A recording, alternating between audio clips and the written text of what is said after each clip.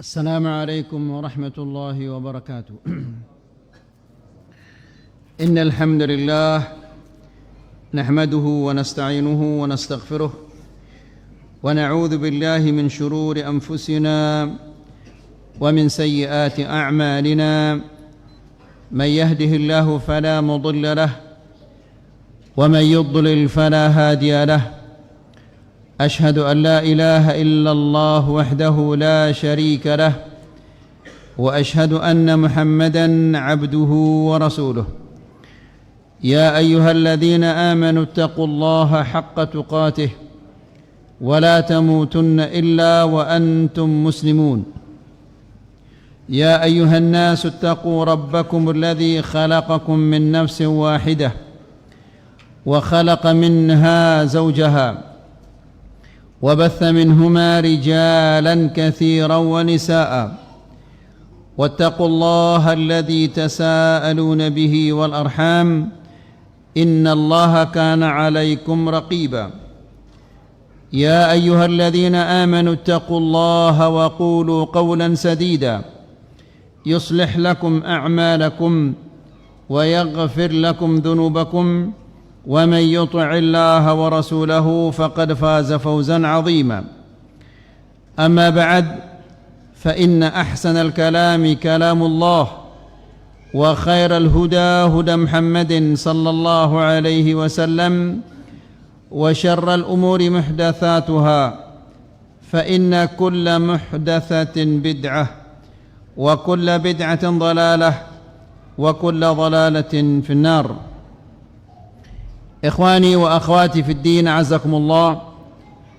Bapak-bapak dan ibu-ibu yang dimuliakan Allah, alhamdulillah kita bersyukur kepada Allah Subhanahu wa taala yang masih memberikan kita taufik dan hidayah untuk hadir di majlisul ilm, untuk mempelajari agama Allah Subhanahu wa taala, untuk meraih kebaikan-kebaikan di dunia dan di akhirat.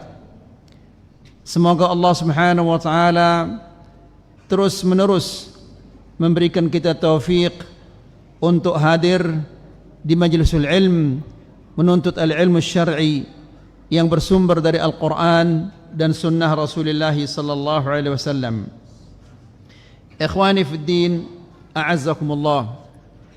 Di pertemuan yang sebelumnya kita menjelaskan bahwa seorang yang beriman dia harus berhukum dengan hukum Allah pada penglihatannya, pendengarannya, ucapannya, gerak-geriknya harus sesuai dengan Al-Quran dan Sunnah.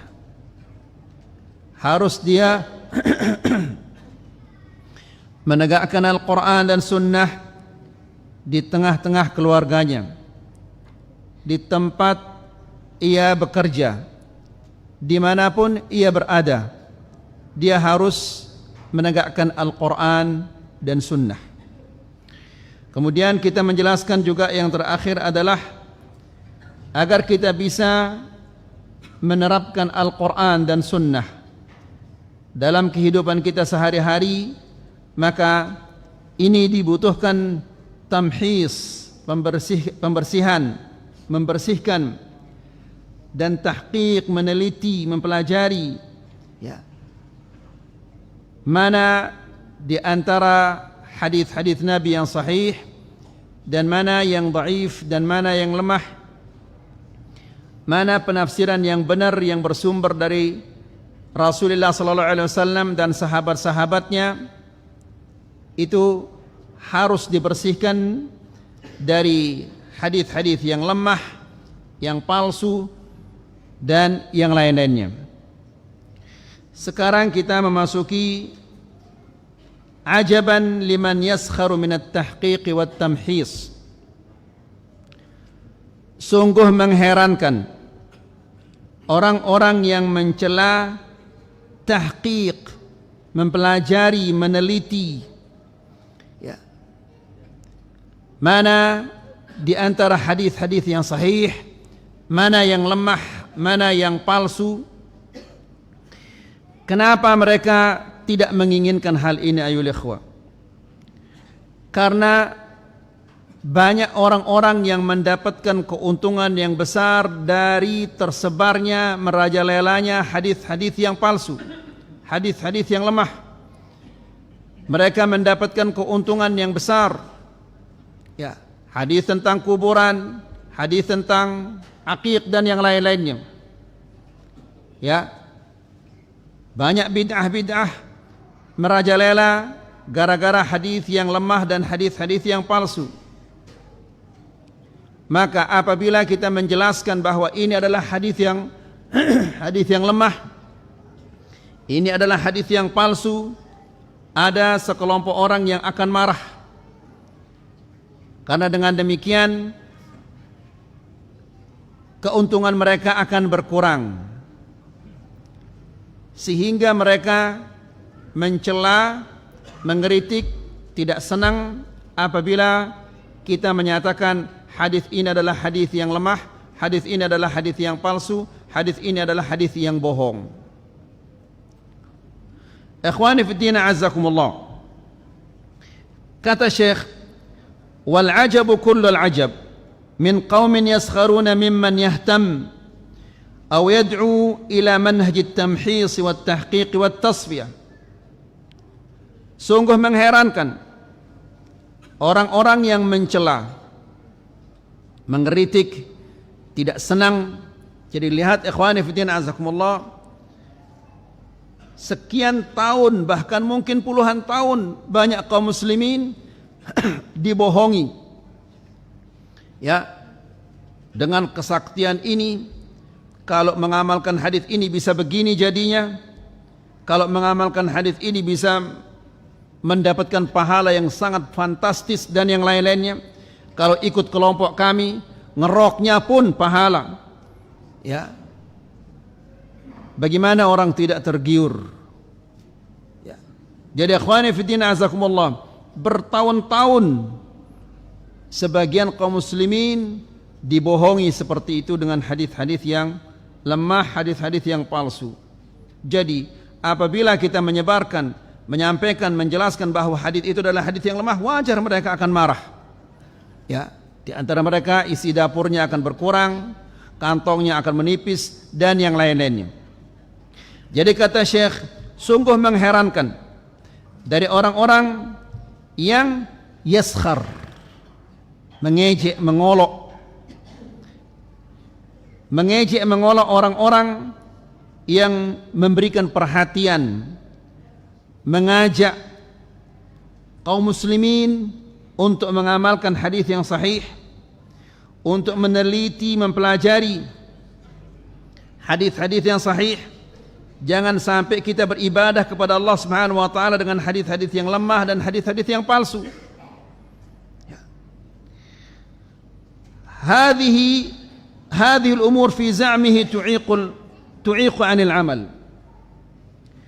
Mereka mengatakan kalau kita mempelajari hadis, meneliti, kapan kita akan beramal? Ikhwani fiddin azakumullah, bukan yang penting itu berapa banyak amalan kita, bukan yang penting kita beramal, namun yang paling penting adalah amalan kita itu adalah sesuai dengan Al-Quran dan Sunnah. Kalau dia tidak sesuai dengan Al-Quran dan Sunnah, tidak sesuai dengan yang diajarkan oleh Rasulullah sallallahu alaihi wasallam, maka itu akan menjadi habaan manthura. Ya, seperti debu yang diterbangkan oleh angin. Lihat ayolah ikhwah, bagaimana sakitnya telinga ahlul bid'ah ketika mendengar hadis Nabi sallallahu alaihi wasallam. Ini hadis Nabi, bukan ucapan siapa-siapa. Ketika kita menyampaikan man ahdatha fi amrina hadza ma laysa minhu fahuwa rad, barang siapa yang mengada-adakan dalam urusan kami ini, dalam agama kami ini, yang laysa minhu, yang tidak termasuk darinya, maka yang diada-adakan itu tertolak. Atau kita sampaikan man amila amalan laisa alaihi amruna fahuwa rad. Barang siapa yang melakukan amalan-amalan yang tidak ada contohnya dari kami, amalannya itu tertolak. Ya. Langsung mereka mengatakan, "Aduh, kamu ini orang Wahabi." Orang Wahabi enggak ada hadis yang dihafal kecuali 2 hadis ini saja yang dihafal. Nasallallahu salaman afiyah. Lihat ayolah ikhwah, bagaimana sakitnya telinga mereka ketika disampaikan kepada mereka hadis Nabi sallallahu alaihi wasallam, sakit telinganya. Kenapa dia sakit telinganya? Itu tidak lain adalah karena keuntungan mereka akan berkurang. Kemudian jadi mereka mengatakan, kalau kita meneliti ini, mempelajari hadis, kapan kita akan beramal? Ikhwani fiddin azakumullah, agama itu dibangun di atas dasar hadis yang sahih. Ya, sebagaimana dikatakan oleh para ulama, tidak boleh kita beramal berdasarkan hadis-hadis yang lemah. Kalau beramal dengan hadis-hadis yang lemah itu ada beberapa syaratnya. Syarat yang pertama adalah an yakuna fi fadailil a'mal. Hadis yang lemah yang kita mau sampaikan ini, dia termasuk fadailul a'mal. Tidak boleh hadis-hadis yang lemah untuk menentukan suatu amalan, ini halal, ini haram, ini sunnah, ini makruh. Itu tidak boleh dengan hadis yang lemah, harus dengan hadis yang sahih. Begini cara kita beramal, ini yang kita baca, itu semuanya harus berdasarkan hadis yang sahih. Tidak boleh berdasarkan hadis yang lemah. Jadi ikhwani fiddin azakumullah, hadis yang lemah ini boleh disampaikan dalam fadailul a'mal.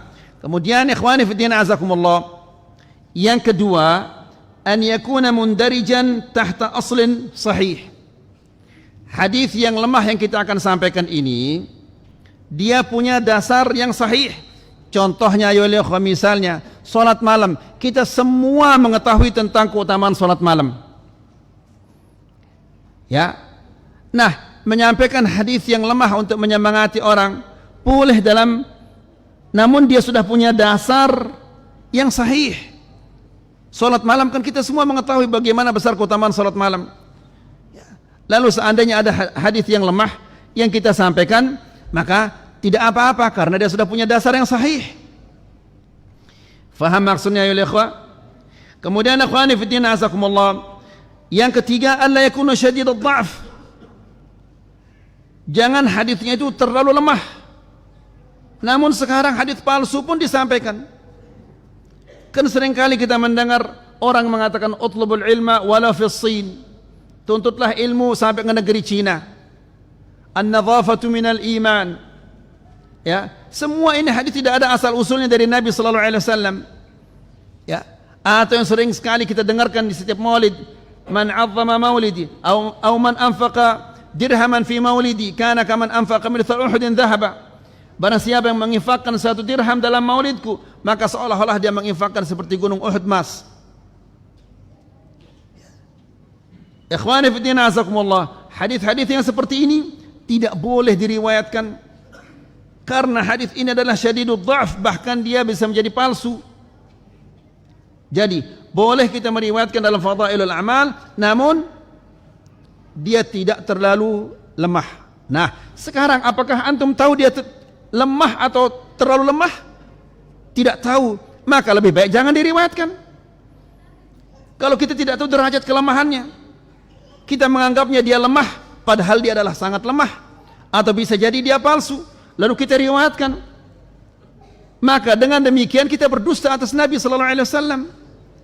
Nabi sallallahu alaihi wasallam mengatakan, man kadzaba alayya muta'ammidan falyatabawa maq'adahu minan nar. Barang siapa yang berdusta atas namaku, atas aku dengan sengaja, maka hendaklah dia mengambil posisinya di neraka. Jadi ikhwani fiddin azakumullah, syarat yang ketiga, alla yakuna syadidud dha'f. Jangan hadis itu dia terlalu lemah. apalagi dia palsu. Kemudian yang keempat, alla ya'taqid 'inda al-amal bihi thubutuhu. Jangan dia meyakini bahwa ketika dia mengamalkan hadis yang lemah itu, jangan dia meyakini bahwa ini adalah datangnya dari Rasulullah SAW. Ya. Bagaimana kita mempraktekkan dua hal ini? Jangan meyakini ketika dia mengamalkan bahwa ini datangnya dari Rasulullah SAW. Kalau dia sudah meyakini bahwa ini bukan dari Rasulullah SAW, maka tidak mungkin dia akan mengamalkan. Nah, oleh karena itu ayolah ikhwah, yang hadis yang sahih sudah banyak. Amalkan dan praktekkan yang sahih. Untuk apa kita mencari yang lemah kalau yang sahih banyak? Ya. Yang sahih saja kita tidak bisa mengamalkan semuanya, untuk apa lagi cari yang lemah-lemah ini? Jadi ikhwani fillah azakumullah, saya ulangi lagi syarat-syarat untuk mengamalkan hadis yang lemah ini. Yang pertama, hadis yang lemah ini boleh diriwayatkan dalam masalah apa? Fadailul a'mal. Yang kedua adalah dia memiliki dasar yang sahih. Ya. Kemudian yang ketiga, alla yakuna syadidud dha'f. Jangan dia sangat lemah. Kalau dia sangat lemah tidak boleh diriwayatkan. Kemudian yang keempat, ketika dia menyampaikan hadis itu atau meriwayatkannya, jangan dia meyakini bahwa datangnya dari Rasulullah sallallahu alaihi wasallam. Ya. Jadi ikhwani fi din azakumullah, orang-orang yang menyampaikan hadis-hadis ketika dia khutbah, ini semua tidak apa? Syarat-syarat yang diadakan oleh para ulama ini semua diabaikan. Ya. Sehingga ikhwani fi din azakumullah, agama kita ini menjadi agama yang tidak jelas. Gara-gara banyaknya beredar hadis-hadis yang lemah dan yang sangat lemah, akhirnya antara kaum muslimin terjadi perpecahan di antara mereka. Kemudian, walakin ayu amalin hadha, mereka mengatakan ini adalah menghalangi kita untuk beramal. Amalan apa yang dimaksud ini? Amalan yang bagaimana yang dimaksud? Al-amal as-salih amal talih. Yang mereka maksud di sini adalah yang terhalang itu amal saleh atau amal yang talih. Yang mana yang mereka maksud ini? Menghalangi kita beramal. Beramal yang bagaimana?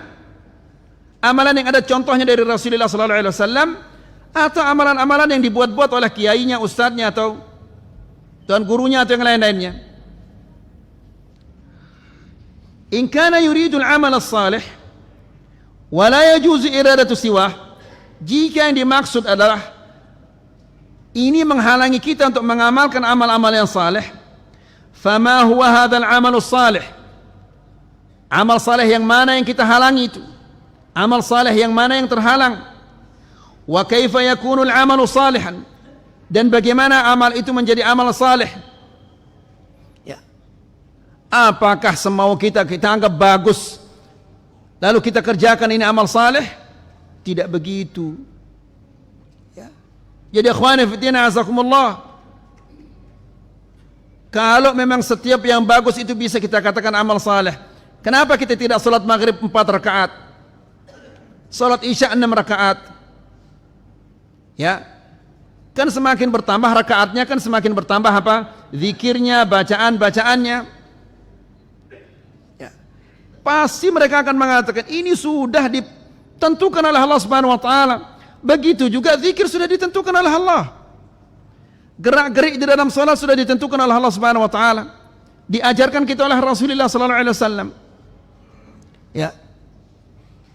Kemudian ikhwani fi din azakumullah, abil aqli wal hawa, apakah menentukan amal itu saleh atau tidak berdasarkan akal atau berdasarkan hawa nafsu? Ya. Menentukan amal saleh itu dengan Al-Qur'an dan sunnah Nabi sallallahu alaihi wasallam, bukan berdasarkan akal, bukan berdasarkan hawa nafsu. Namun karena Al-Quran dan sunnah ini disingkirkan, dijauhkan, sehingga mereka beramal berdasarkan akal dan berdasarkan hawa nafsu, lalu mereka mengatakan bahwa ini adalah amal saleh. Bagaimana dia menjadi amal saleh sementara tidak ada dasarnya dari Al-Quran, tidak ada juga dasarnya dari hadis Nabi sallallahu alaihi wasallam? Qala Abu Sulaiman ad-Darani, Abu Sulaiman ad-Darani mengatakan, laisa yanbaghi liman ulhima syai'an minal khair an ya'mala bihi hatta yasma'ahu fil athar. Abu Sulaiman ad-Darani mengatakan, tidak pantas bagi seseorang yang diilhami untuk melakukan suatu kebaikan. Jadi ikhwani fiddin azakumullah, kadang-kadang syaitan membisikkan manusia, lakukan saja, itu kan baik. Ya, masa kamu melakukan kebaikan ada orang menyalahkanmu? Ikhwani fiddin azakumullah, ada seseorang mendatangi Al-Imam Malik, lalu dia mengatakan, wahai Imam Malik, di mana kira-kira saya berihram, memulai ihram untuk melaksanakan ibadah haji atau umrah? Dia mengatakan, dari mana Rasulullah SAW berihram? Dari Dzul Hulaifah. Ya. Lalu orang ini mengatakan, tapi saya mau berihram dari sini, dari Masjidin Nabawi. Al-Imam Malik mengatakan, akhsha alaikal fitnah, jangan kamu lakukan itu, saya khawatirkan fitnah terhadapmu. Dia mengatakan, wahai Imam Malik, fitnah apa yang kau maksud ini? Saya kan hanya menambah beberapa kilo saja. Ya. Lalu Imam Malik mengatakan, apakah ada fitnah yang lebih besar daripada engkau mengira bahwa engkau telah melakukan sesuatu yang lebih baik dari Rasulullah sallallahu alaihi wasallam? Rasulullah sallallahu alaihi wasallam dia berihram dari Dzul Hulaifah. Ya, engkau mau berihram dari sini, dari Masjidin Nabawi? Ya, engkau menyelisih Rasulullah sallallahu alaihi wasallam. Ini adalah fitnah yang paling besar. Ya. Namun lihat sekarang ayo ikhwah, masya Allah, fitnah ini luar biasa. Ya. Macam-macam bentuknya fitnah, dan fitnah ini berkembang terus. Apalagi di bulan Ramadan ada istilahnya apa? Pawai obor. Ini fitnah yang luar biasa. Tanggal berapa itu biasanya kalau pawai obor? Di 10 terakhir kan? Hah?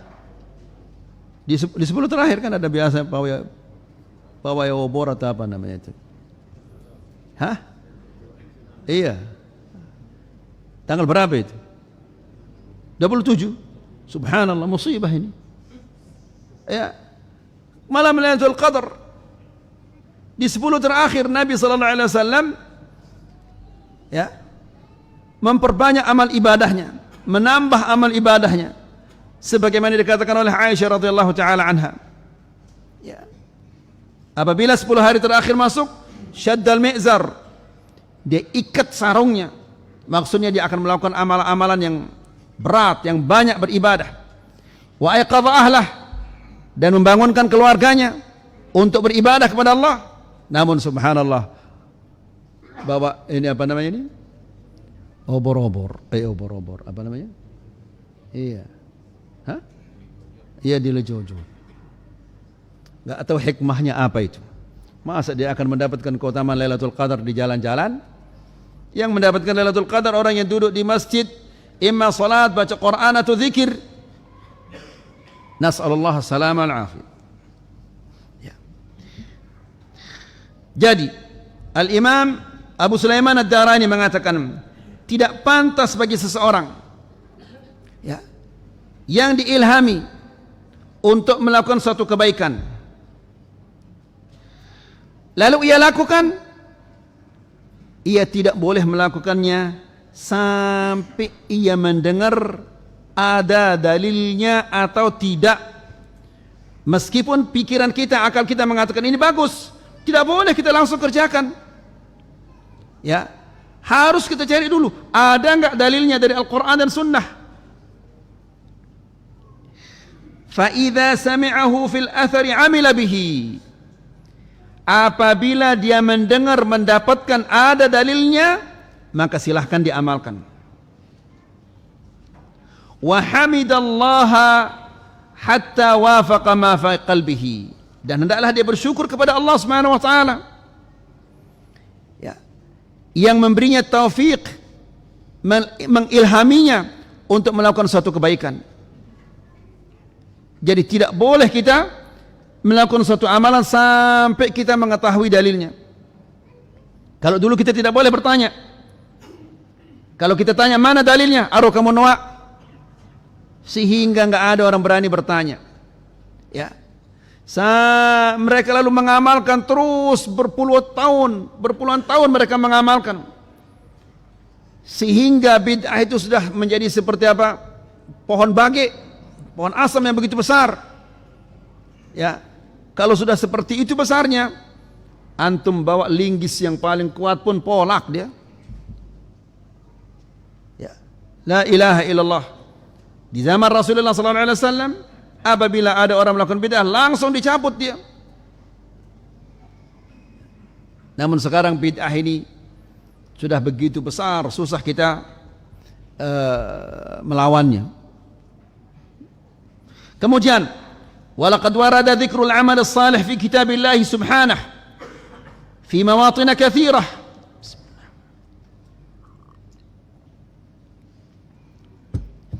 Amal saleh ini telah disebutkan oleh Allah Subhanahu wa taala di dalam Al-Qur'an di banyak tempat.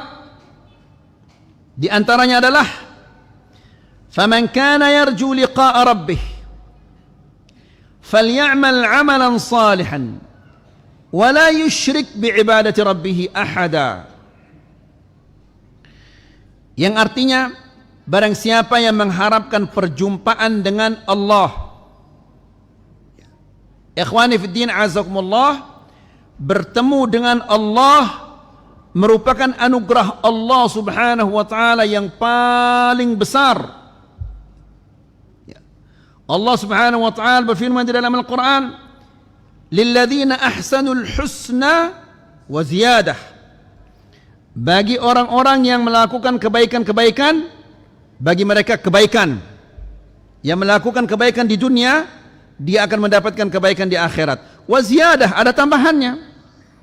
Apa tambahannya itu? Yaitu memandang wajah Allah subhanahu wa ta'ala. Ya. Apabila mereka memandang wajah Allah subhanahu wa ta'ala, mereka lupakan semua kenikmatan-kenikmatan yang ada di dalam sorga itu. Bidadari-bidadari, istana-istana, sungai susu, sungai madu, sungai khamar, mereka lupakan semua kenikmatan itu. Ya. Saking nikmatnya memandang wajah Allah subhanahu wa ta'ala. Di ayat yang lain Allah subhanahu wa ta'ala berfirman, wujuhu yawma idhin nadhirah ila rabbiha nadhirah. Wajah yang berseri-seri, ya, senang gembira, dia akan melihat Allah subhanahu wa ta'ala. Ila rabbiha nadhirah, kepada Tuhannya dia memandang. Jadi ikhwani fiddina azakumullah, orang yang masuk surga, dan semoga Allah Subhanahu wa taala masukkan kita semua ke dalam surganya, Jannatul Na'im, ya, memandang wajah Allah Subhanahu wa taala. Nah, Allah Subhanahu wa taala berfirman, faman kana yarju liqa'a rabbih, barang siapa yang mengharapkan perjumpaan dengan Allah. Siapa yang tidak berharap untuk berjumpa dengan Allah? Ya. Lalu kata Allah Subhanahu wa taala, caranya bagaimana? Falyamal amalan salihan, hendaklah dia melakukan amal-amal salih, wala yusyrik bi'ibadati rabbih ahada, jangan ia menyekutukan Allah Subhanahu wa taala dengan sesuatu apapun. Al-Imam Ibnu Katsir, Al-Imam Ibnu Katsir ada Syafi'i, ya, kita orang sah-sah ini mati-mati bersyafi'i katanya. Ya, apa kata Imam Syafi'i dalam tafsirnya? Falyamal amalan salihan, hendaklah dia melakukan amal-amal salih, maka muwafiqan lisyar', yang dimaksud dengan amal salih itu yang sesuai dengan yang disyariatkan oleh Allah Subhanahu wa taala melalui lisan rasulnya. Itu nama amal salih. Kalau dia tidak sesuai, tidak pernah diajarkan, tidak pernah dicontohkan oleh Rasulullah sallallahu alaihi wasallam, bukan amal salih namanya, amal salah namanya. Ya, ikhwani fiddin azakumullah, Nabi sallallahu alaihi wasallam 5 kali sehari salat berjamaah, setiap hari 5 kali sehari. Ya, bacaan-bacaannya yang dibaca secara sembunyi-sembunyi, subhana rabbiyal azim, subhana rabbiyal a'la, didengar oleh sahabat dan disampaikan kepada kita. Seandainya Nabi sallallahu alaihi wasallam sebelum dia salat lalu dia mengatakan Allahumma hassin wuqufana bayna yadaik, apakah mungkin tidak didengar oleh para sahabat? Kalau Nabi sallallahu alaihi wasallam sebelum takbiratul ihram dia mengatakan usalli salatal maghribi ma'muman adaan mustaqbil al-qiblati lillahi ta'ala, itu dibaca oleh Rasulullah sallallahu alaihi wasallam, pasti akan sampai kepada kita. Ya. Nah, sekarang ini sesuai dengan syara apa tidak sesuai ini? Tidak sesuai karena tidak pernah dicontohkan oleh Rasulullah sallallahu alaihi wasallam. Sekali saja dikerjakan oleh Rasulullah sallallahu alaihi wasallam, pasti akan sampai kepada kita. Ya. Pasti akan banyak hadisnya. Yang akan meriwayatkannya banyak. Tidak ada riwayatnya berarti tidak pernah terjadi. Kalau dia tidak pernah terjadi, tidak pernah dikerjakan oleh Rasulullah sallallahu alaihi wasallam, bagaimana kita akan mengatakan itu amal saleh? Ya. Begitu juga di bulan Ramadan, dulu dari kecil kita diajarkan. Diduduk kita pada sudah enak-enak tidur. Bangun. Nawaitu sawma qadin an adai fardhi syahri Ramadan hadhihi sanati lillahi ta'ala. Ya, diajar kita seperti itu. Setelah kita tua baru kita tahu itu adalah tidak ada asal usulnya dari Rasulullah sallallahu alaihi wasallam. Kalau pernah Rasulullah sallallahu alaihi wasallam mengajarkan hal itu kepada sahabat-sahabatnya, pasti sampai kepada kita. Karena sahabat-sahabat itu mengatakan ma min syai'in yuqarribukum minal jannati wa yuba'idukum minan nar illa qad buyyina lakum. Tidak ada sesuatu yang mendekatkan kalian kepada surga dan menjauhkan kalian dari neraka melainkan telah dijelaskan oleh Rasulullah sallallahu alaihi wasallam kepada kalian. Kalau memang ini yang mendekatkan kita ke surga, menjauhkan kita dari neraka, pasti akan dijelaskan oleh Rasulullah sallallahu alaihi wasallam. Ya. Tidak pernah dijelaskan oleh Rasulullah sallallahu alaihi wasallam, berarti dia bukan dari syariat ini. Sebagaimana dikatakan oleh Imam Malik, ma lam yakun yawma idzin dinah la yakunu yawma idzin din, la yakunu yawma dinah. Yang tidak menjadi bagian dari agama di zaman Nabi, tidak mungkin dia akan menjadi bagian dari agama di zaman kita ini. Ya, sudah jelas ya ikhwah. Jangan tambah-tambah lagi. Jadi kata Imam Ibnu Katsir, "Falyamal 'amalan salihan." Amal salih itu ma kana muwafiqan li syar'illah, yang sesuai dengan yang disyariatkan oleh Allah, itu namanya amal salih. Wa la yusyrik bi ibadati rabbih ahada. Jangan ia sekutukan Allah Subhanahu wa taala dengan sesuatu apapun. Wa huwa alladhi yuradu bihi wajha Allah wahdahu la syarika lah. Amalan itu yang dikerjakan semata-mata karena Allah Subhanahu wa taala. Ikhwani fi din azakumullah, semua amalan-amalan yang kita kerjakan, apakah itu amalan lisan, amalan badan, apa saja perintah-perintah Allah Subhanahu wa taala yang kita kerjakan, itu akan ditanya dengan dua kata tanya. Lima wa kaifa. Lima artinya mengapa? Mengapa engkau salat? Saya salat karena Allah Subhanahu wa taala. Kaifa? Bagaimana kamu salat? Saya salat sesuai dengan yang diajarkan oleh Rasulullah sallallahu alaihi wasallam. Ya. Ada juga ketika ditanya, "Lima, kenapa kamu salat?" Saya ingin dilihat sama fulan-fulan karena ada ustaz-ustaz saya. Ya. Kaifa? Bagaimana kamu salat? Seperti yang diajarkan oleh Pak Baluk saya. Apakah ini jawaban yang benar ya ikhwah? Ya. La ilaha illallah. Jadi ikhwan fillah azakumullah, meneliti, mempelajari, membersihkan agama ini dari hadis-hadis yang dhaif, hadis-hadis yang palsu, ini harus kita lakukan supaya kita beribadah kepada Allah Subhanahu wa taala dengan benar. Ya, bukan maksud kita mencela, menjelek-jelekkan, memojokkan, tidak. Tapi semata-mata agar kita beribadah kepada Allah Subhanahu wa taala dengan benar. Karena yang benar itu yang datangnya dari Allah Subhanahu wa taala. Kemudian lalu kata Imam Ibnu Katsir, wa hadzani ruknanil amalil mutaqabbal. Ini adalah dua rukun amal agar diterima oleh Allah. Dua syarat agar amal itu diterima oleh Allah Subhanahu wa taala. Ya. Yang pertama adalah dia ikhlas karena Allah. Ya. Yang kedua adalah mencontohi Rasulullah sallallahu alaihi wasallam. Kalau dia mengatakan alhamdulillah saya ikhlas, namun apakah amalmu ini pernah dicontohkan oleh Rasulullah sallallahu alaihi wasallam atau tidak? Pernah diajarkan oleh Rasulullah sallallahu alaihi wasallam atau tidak? Jadi enggak cukup hanya ikhlas saja. Harus juga di samping dia ikhlas, dia mencontohi Rasulullah sallallahu alaihi wasallam. Ya. Untuk apa Rasulullah sallallahu alaihi wasallam diutus oleh Allah Subhanahu wa taala kalau kita boleh beribadah, mendekatkan diri kepada Allah Subhanahu wa taala dengan cara-cara yang tidak pernah disyariatkan oleh Allah. Ya. Nabi sallallahu alaihi wasallam diutus oleh Allah Subhanahu wa taala untuk mengajarkan kepada kita. Ya. Apa yang mendekatkan kita kepada Allah Subhanahu wa taala dan apa yang menjauhkan kita dari neraka Allah Subhanahu wa taala. Itu hikmahnya dia diutus oleh Allah Subhanahu wa taala untuk mengajarkan kita bagaimana cara kita beribadah kepada Allah Subhanahu wa taala.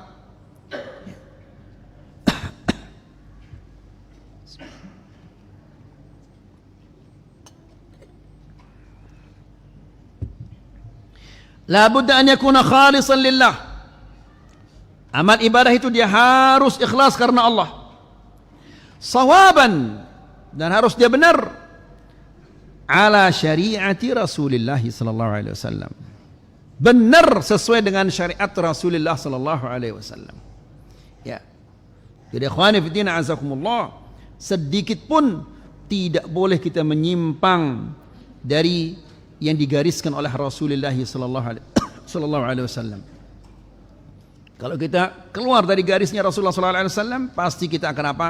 Dikuasai oleh syaitan. Rasulullah sallallahu alaihi wasallam pernah membuat garis. Beliau mengatakan hadza shiratullahi mustaqiman, ini jalan Allah yang lurus. Wa khatta an yaminihi khututan wa an shimalihi khututan. Kemudian kiri kanannya Rasulullah membuat garis-garis. Lalu dia mengatakan hadhihi subul, ini jalan-jalan, ya, laisa minha sabilun illa alaihi syaitanun yad'u ilaihi. Tidak ada jalan di antara jalan-jalan yang di kiri dan di kanan ini melainkan ada syaitan yang mengajak orang untuk masuk ke jalan ini. Ya, syaitannya di sini bukan yang punya tanggik kemudian matanya merah, tidak. Bisa jadi dia pakai jubah, pakai sorban, masya Allah, sini sorban, sini sorban, sini sorban, sini kiri kanannya sorban lagi. Ya.